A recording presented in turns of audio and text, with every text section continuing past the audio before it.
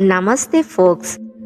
అది March 2003. FBI 44 ఏళ్ల Andrew కర్ల్సిన్ ని అరెస్ట్ చేసింది. న్యూస్ పేపర్స్ ద్వారా తెలియజేసింది ఏమిటంటే ఈ వ్యక్తి చాలా అదృష్టవంతుడు అని. స్టాక్ మార్కెట్ చరిత్రలోనే ఈ వ్యక్తిలాగా మరెవరూ సంపాదించలేదు. అతను కేవలం $800 ఇన్వెస్ట్ చేసి 2 వారాల్లోనే $350 మిలియన్ సంపాదించాడు. అంటే దాదాపు 1600 రెట్లన్నమాట. నమ్మశక్యంగా లేదు కదా. అందుకే FBI కూడా ఆండ్రూ ఏదో స్కామ్ చేసి ఉంటాడని, అతను ఒక ఇన్సైడర్ ట్రేడర్ అయి ఉండొచ్చని అరెస్ట్ చేసి ప్రశ్నించగా, తానొక టైం ట్రావెలర్ అని 2256 నుండి వచ్చానని, తనకి ఏ స్టాక్ ఎలా మూవ్ అవుతుందో తెలుసని చెప్పాడు. అయితే FBI అతను మాటలు నమ్మలేదు. అతను అబద్ధం చెప్తున్నాడని ప్రూవ్ చేయాలనుకుంది.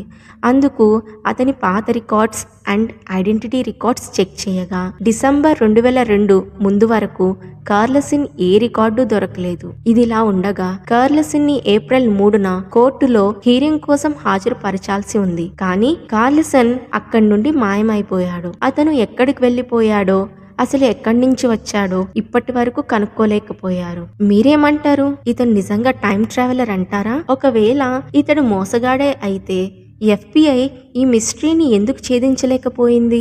ఈ సంఘటన వింటుంటే మీకు కూడా అనిపిస్తుందా టైం ట్రావెల్ మనం కూడా చేయగలిగితే బాగుంటుందని? ఐన్స్టీన్ కన్నా ముందు ఉన్న శాస్త్రవేత్తలు అందరూ టైం ట్రావెల్ అనేది అసాధ్యమని నమ్మారు. న్యూటన్ టైం అనేది విశ్వమంతా ఉందని, అది విశ్వంలో ఎక్కడైనా ఒకలానే ప్రవర్తిస్తుందని, ఒక నిర్దిష్ట వేగంతో నిర్దిష్ట మార్గంలో కదులుతుందని ప్రతిపాదించారు. కానీ ఐన్స్టీన్ ఈ వాదనతో ఏకీభవించలేదు. టైం అనేది విశ్వమంతా ఒకలా ఉండదు, అది ఒక నదిలా ఉంటుందని ఆయన చెప్పారు. అంటే నదీ ప్రవాహం అడ్డంకులు అవరోధాలు ఉన్నప్పుడు తగ్గినట్టుగా కాల వేగం కూడా ద్రవ్యరాశి మరి ఆకర్షణ వంటి వాటిపై ఆధారపడి ఉంటుందని ఆయన తెలిపారు. ఐన్స్టీన్ థియరీ ఆఫ్ రిలేటివిటీని ప్రతిపాదించారు. దీనిలో టైం డైలేషన్ అనేది ప్రస్తావించబడుతుంది. ఈ టైం డైలేషన్ అనేది ప్రధానంగా 2 విషయాలపై ఆధారపడి ఉంటుంది. అది ఒకటి స్పీడ్, 2 భూమాకర్షణ అంటే గ్రావిటీ. ఏదైనా ఒక వస్తువు అత్యంత వేగంగా ప్రయాణిస్తున్నప్పుడు అక్కడ టైం వేగం నెమ్మదిస్తుంది. ఇదే విషయాన్ని హాఫిల్ కీటింగ్ అనే ఎక్స్పెరిమెంట్ ద్వారా నిరూపించారు. ఈ ఎక్స్పెరిమెంట్ లో 2 క్లాక్స్ తీసుకుని ఒకటే టైం సెట్ చేసి ఒక దానిని గ్రౌండ్ మీద ఉంచారు. మరో క్లాక్ ని ఏరోప్లాన్ లో అత్యంత వేగంతో ప్రయాణింప చేశారు. అప్పుడు 2 క్లాక్స్ లోని టైం కంపేర్ చేసినప్పుడు భూమిపై ఉంచబడిన క్లాక్ లో టైం కంటే ఆకాశంలో వేగంగా ప్రయాణం చేసిన క్లాక్ లో టైం అనేది కొన్ని నానో సెకండ్స్ లాగ్ గా ఉందని గమనించారు. మీ అందరికి డౌట్ వచ్చే ఉంటది, అసలు ఈ నానో సెకండ్స్ లో లాగ్ ఎలా గమనించారు అని. ఈ ఎక్స్పెరిమెంట్ 1971లో అటామిక్ క్లాక్ ని యూజ్ చేశారు. ఇప్పుడు ఇదే ఎక్స్పెరిమెంట్ ని ఇంకొంచెం అడ్వాన్స్ గా ఆలోచిస్తే, ఇప్పుడు మనకున్న స్పేస్ క్రాఫ్ట్ గంటకి 28,000 km/h వేగంతో ప్రయాణిస్తున్నాయి. వీటిలో మనం కాంతి వేగంతో కనుక ప్రయాణించగలిగితే ఆ స్పేస్ క్రాఫ్ట్ లో మీరు ఒక 10 సంవత్సరాలు ప్రయాణం చేసి తిరిగి భూమి మీదకి వస్తే భూమిపైన 9,000 సంవత్సరాలు గడిచిపోయి ఉంటాయి. అంటే మీరు భవిష్యత్తులో ఉన్నట్టే కదా. అంటే టైం ట్రావెల్ సాధ్యమే కదా. ఆగండి, ఇప్పుడు అసలు సమస్య ఏంటంటే కాంతి వేగంతో ప్రయాణించగల స్పేస్ క్రాఫ్ట్ తయారు చేయడం అనేది మనకున్న టెక్నాలజీతో అసాధ్యం. ఎందుకంటే ద్రవ్యరాశి ఉన్న ఏ వస్తువైనా కాంతి వేగంతో ప్రయాణించడం అనేది జరగదు అని ఐన్స్టీన్ తెలిపారు. అయ్యో, మరి టైం ట్రావెల్ అసాధ్యమా అంటే కాదు. భూమాకర్షణతో అంటే గ్రావిటేషనల్ ఫోర్స్ తో కూడా టైం డైలేషన్ అనేది సాధ్యపడుతుంది.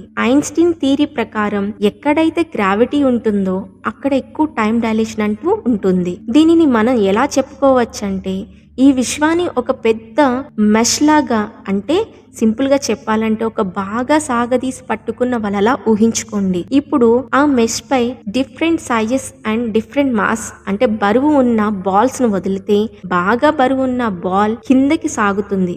దానికన్నా తక్కువ బరువు ఉన్న బాల్ దానికన్నా తక్కువ కర్వ్ చేస్తుంది.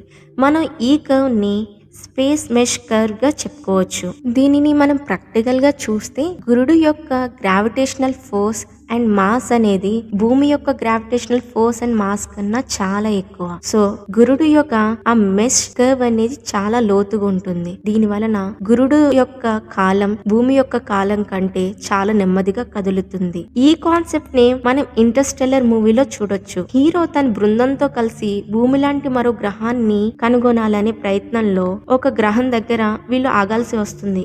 అక్కడ వీరు గడిపే ఒక గంట భూమిపై 7 సంవత్సరాలతో సమానమై ఉంటుంది. వారు తిరిగి భూమిపై వచ్చేసరికి భూమిపై చాలా సంవత్సరాలు గడిచిపోయి ఉంటాయి. ఇది వినడానికి విడ్డూరంగా ఉన్న థియరిటికల్ గా ఇది కరెక్ట్. ఇదే విషయాన్ని మన విష్ణు పురాణాల్లో కూడా ప్రస్తావించారు. ఒకసారి రాజా కుక్ముది తన కుమార్తె రేవతి వివాహ విషయంలో యోగ్యుడైన వరుడు ఎవరు అని తెలుసుకోవటం కోసం బ్రహ్మలోకానికి తన కుమార్తెతో వెళ్తాడు. అయితే అక్కడ బ్రహ్మ తన కార్యసిద్ధిలో నిమగ్నమై ఉండటం గమనించి వారిద్దరూ అక్కడే కాసేపు వెయిట్ చేస్తారు. అప్పుడు బ్రహ్మ వాళ్ళని గమనించి పిలవగా ఆ రాజు తన చేతిలో ఉన్న లిస్ట్ లోని వరుడులలో తన కుమార్తెకు యోగ్యుడు ఎవరు అని ప్రశ్నించగా బ్రహ్మ నవ్వి, మీరు ఇక్కడ వెయిట్ చేసిన టైంలో భూమిపై 27 చతుర్యుగాలు గడిచిపోయాయి. అంటే ఇంచుమించు 11,66,40,40,000 సంవత్సరాలు. ఇప్పుడు భూమిపై మీ రాజ్యము బంధువులు ఎవరూ లేరు. భూమిపై ఉన్న